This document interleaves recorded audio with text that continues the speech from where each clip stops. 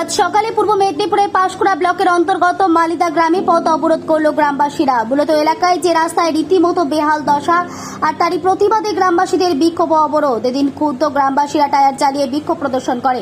গ্রামবাসীদের অভিযোগ, যশোরা থেকে রাধাবল্লভপুর পর্যন্ত 9 কিলোমিটার রাস্তা দীর্ঘদিন ধরে বেহাল অবস্থায় পড়ে রয়েছে। আর এরই জেরে ঘটনাটি প্রতিদিনই ছোট বড় দুর্ঘটনা। গ্রামবাসীদের অভিযোগ, শাসককে বারবার বলেও কোনো কাজ হয়নি। তারই প্রতিবাদে আজ গ্রামবাসীরা সরব হন এবং বিক্ষোভ অবরোধ করে। প্রায় ঘন্টা খানেকের বেশি সময় ধরে চলে এই বিক্ষোভ প্রদর্শন। 15 বছর এই রাস্তাটা সারানোর কাজ হয়নি।